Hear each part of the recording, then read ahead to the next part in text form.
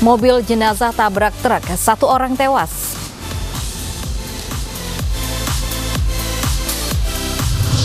Tak ingin disembelih, sapi kabur hendak masuk ke hotel.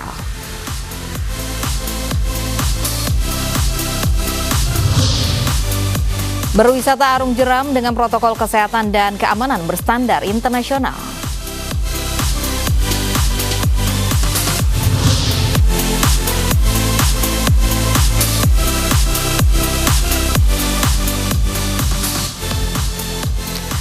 Selamat siang pemirsa iNews yang kembali hadir memperbarui informasi Anda siang ini. Selain 3 berita utama tadi, kami akan informasikan terkait sistem ganjil genap yang akan kembali berlaku di ibu kota, serta informasi menarik wisata lainnya yang mulai bergeliat langsung dari sejumlah daerah.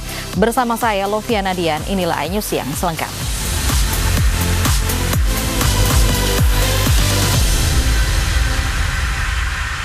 Pemirsa, 1 orang tewas dalam kecelakaan maut di tol Jakarta Merak tadi malam. Kecelakaan akibat mobil pembawa jenazah menabrak bagian belakang truk yang membawa muatan kain.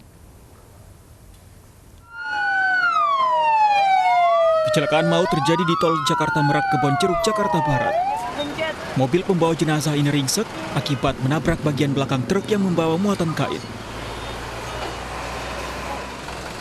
Diduga mobil pembawa jenazah melaju dengan kecepatan tinggi dan tak dapat menghindari truk ketika hendak menyalip. Sopir mobil pembawa jenazah Robi tewas di lokasi, sementara 1 penumpang yang merupakan keluarga pengantar jenazah luka berat. Jenazah Robi, sopir pembawa jenazah, dievakuasi ke Rumah Sakit Umum Daerah Tangerang. Sementara penumpang yang terluka kini masih dirawat intensif di Rumah Sakit Siloam, Jakarta. Ini nggak tahu kenapa ya, saya lagi jalan soalnya nggak tahu, kirain ban saya kempes. Pas saya nengok kiri ada mobil ambulan. Iya. Kecelakaan sempat membuat arus lalu lintas di tol Jakarta Merak macet panjang. Guna pemeriksaan, sopir truk dan kendaraan yang terlibat kecelakaan dibawa ke unit laka lantas Polda Metro Jaya. Dari Jakarta, Helmi Sacangpati, iNews melaporkan. Kepergok hendak mencuri motor 2 remaja babak belur dihakimi warga di Sunter, Jakarta Utara. Barang bukti kunci letter T yang sempat dibuang pelaku berhasil ditemukan. Motor tadi tuh Pak. Iya Pak. Ada yang dilempar barang Pak. Usai dihakimi masa, 2 remaja pelaku percobaan pencurian sepeda motor di kawasan Sunter diamankan tim Tiger Polres Metro Jakarta Utara.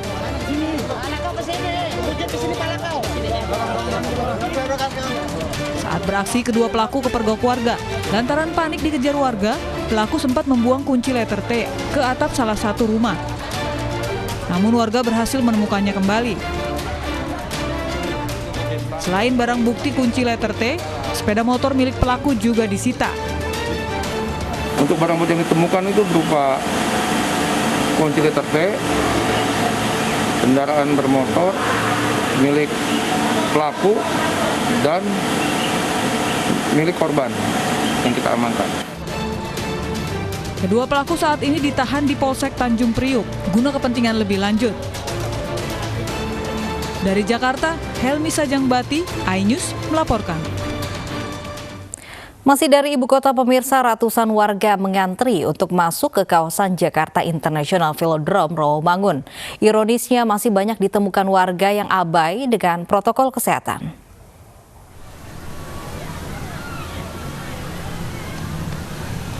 Minggu pagi antrian panjang terjadi di pintu masuk Jakarta International Velodrome Rawamangun. Ratusan warga mengantri untuk bisa masuk dan berolahraga di kompleks olahraga sepeda berstandar internasional ini. Ironisnya banyak warga yang abai dengan protokol kesehatan, terutama aturan jaga jarak.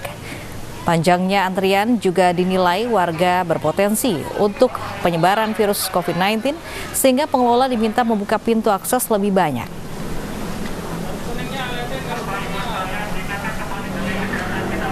Dicobalah kayak pintunya tuh dibuka, pintu gerbangnya, biar kita juga nggak ngantri-ngantri seperti ini.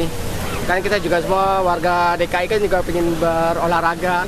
Untuk memang antriannya panjang, juga untuk seleksi masuknya juga kita kan perlu jaga jarak, perlu cuci tangan, perlu diperiksa suhunya. Jadi menurut saya nggak apa-apa selama itu untuk keselamatan dan kesehatan bersama. Pemirsa, jumlah penumpang yang tiba di stasiun Pasar Senen meningkat dibandingkan kemarin usai Hari Raya Idul Adha. Sementara pelayanan rapid test masih tersedia untuk penumpang yang hendak berangkat. Layanan rapid test di Pasar Stasiun Senen masih dibuka untuk para penumpang kereta yang hendak melakukan perjalanan. Seperti diketahui, rapid test merupakan salah satu syarat wajib bagi penumpang. Sementara suasana di Stasiun Pasar Senen di pintu keberangkatan dan kedatangan pada Minggu pagi tampak sepi. Namun tercatat jumlah kedatangan penumpang meningkat dibandingkan hari Sabtu kemarin.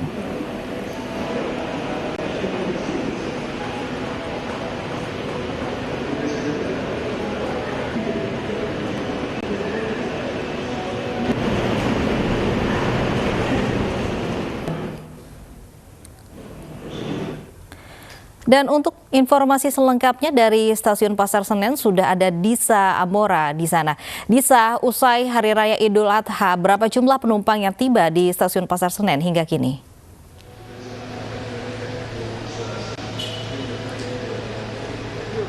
Iya, Lovi, jumlah penumpang yang akan tiba di stasiun Pasar Senen pada hari ini setelah Hari Raya Idul Adha tercatat sebanyak 613 orang. Mereka terdiri dari 2 rangkaian kereta, yakni rangkaian kereta dari arah Purwosari dan juga dari Surabaya. 2 kereta ini akan tiba pada nanti sore, yakni dari arah Purwosari akan tiba pukul 16.40 waktu Indonesia Barat, dan juga kereta dari Surabaya akan tiba pada pukul 18.40 waktu Indonesia Barat.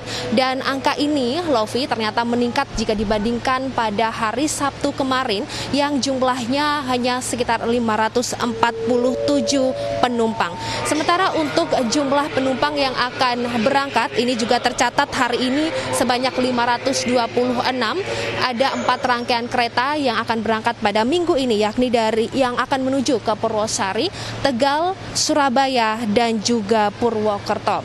Sementara Lovi dan juga pemirsa, di Stasiun Pasar Senen juga masih tersedia pelayanan rapid test. Ini untuk membantu tentunya kepada penumpang yang akan melakukan perjalanan, karena rapid test merupakan salah satu syarat untuk berangkat atau melakukan perjalanan dari Stasiun Pasar Senen.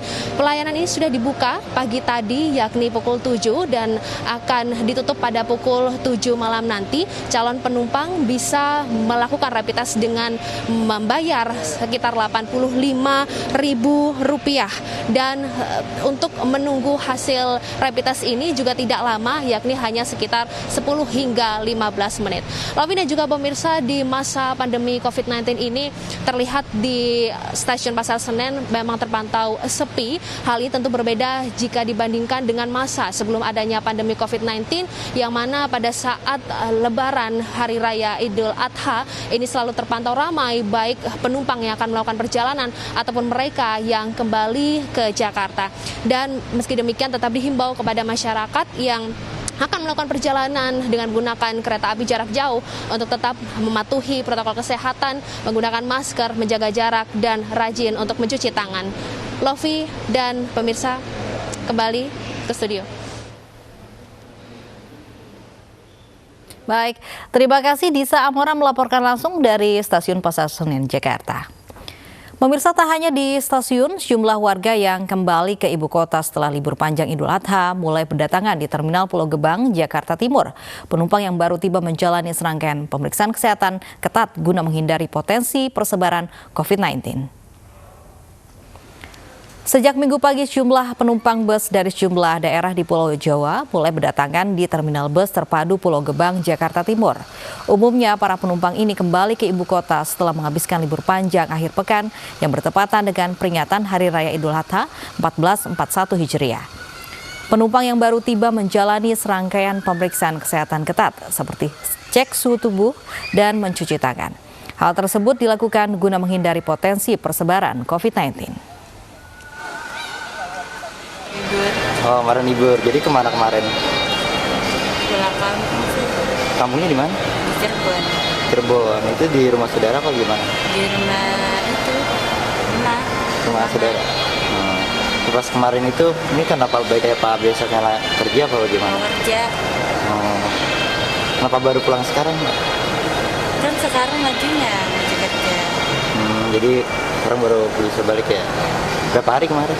2 hari. 2 hari di kampung. Setelah sempat ditiadakan selama pandemi COVID-19, sistem ganjil genap akan kembali digulirkan di ibu kota. Pemberlakuan kembali sistem ganjil genap untuk mengatasi kepadatan lalu lintas di sejumlah ruas yang bahkan melebihi saat kondisi normal sebelum pandemi.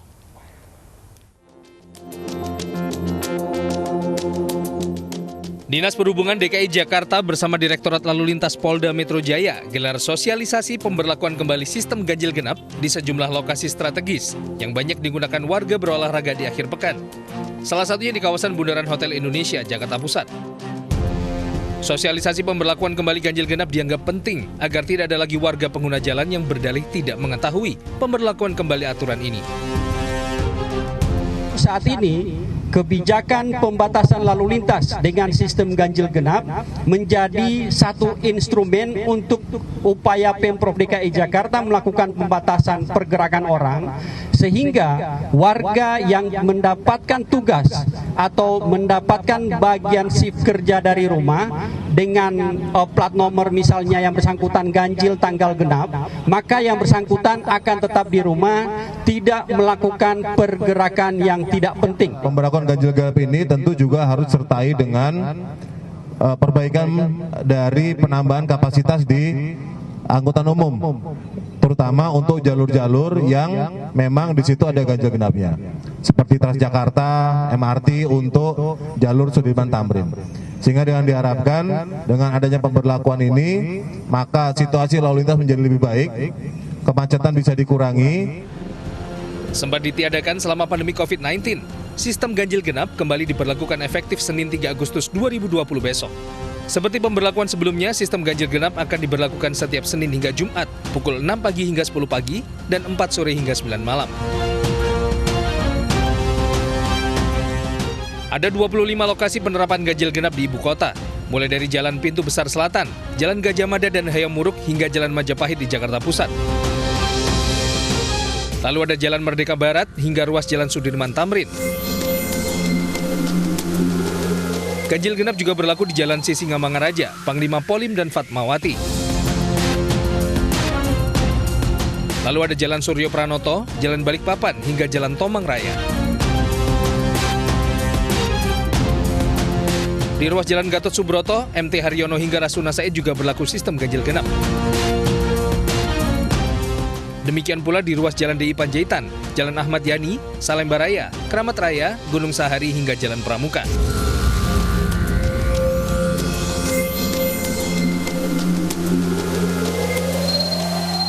Kebijakan pemberlakuan kembali sistem ganjil genap ini tidak didahului dengan uji coba. Aturan serta sanksi tilang dan denda bagi pelanggar berlaku tak berubah. Sebagai antisipasi pemberlakuan kembali ganjil genap, jam operasional angkutan umum, mulai dari Transjakarta, MRT, dan LRT akan beroperasi normal. Tim Liputan iNews melaporkan. Lalu seperti apa tanggapan warga ibu kota terkait pemberlakuan kembali kebijakan ganjil genap? Berikut informasinya.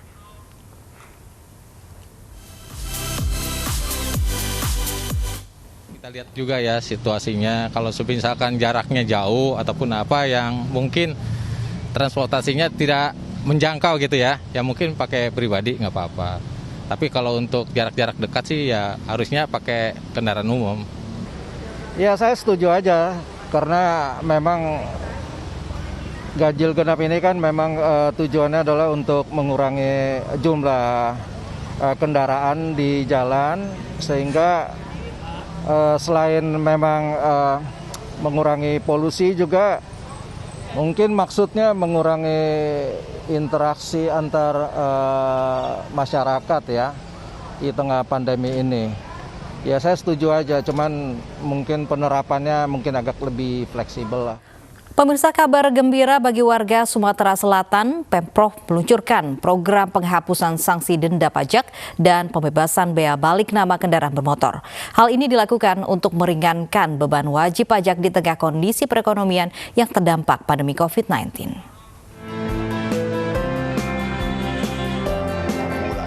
Pemerintah Provinsi Sumatera Selatan meluncurkan program penghapusan denda pajak dan pembebasan bea balik nama kendaraan bermotor. Peresmian dihadiri Gubernur Sumatera Selatan, Forkopimda, dan perwakilan Bank Sumatera Selatan. Langkah ini ditempuh untuk membantu meringankan beban warga wajib pajak di tengah pandemi COVID-19 dan mendongkrak pendapatan asli daerah yang sempat anjlok akibat dampak pandemi. Ini semata-mata dalam kita menyikapi pemulihan ekonomi Sumatera Selatan. Kalau di nasional PEN namanya, kalau di kita PES.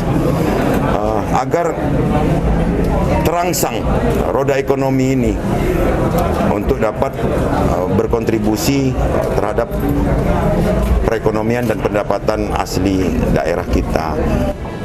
Kebijakan ini disambut positif warga wajib pajak. Terima kasih, sangat terima kasih, karena kita akan terbantukan dengan pembiayaan pajak. Berkat adanya pemutihan pajak ataupun pemutihan balik nama, itu sangat terbantukan untuk kami. Program ini berlaku mulai 1 Agustus 2020 hingga 31 Agustus 2020. Namun tidak menutup kemungkinan program ini akan diperpanjang jika dirasa perlu. Dari Palembang, Sumatera Selatan, Bambang Irawan, iNews melaporkan. Seekor sapi kurban kabur saat hendak disembeli dan nyaris masuk ke dalam hotel. Informasinya sesaat lagi.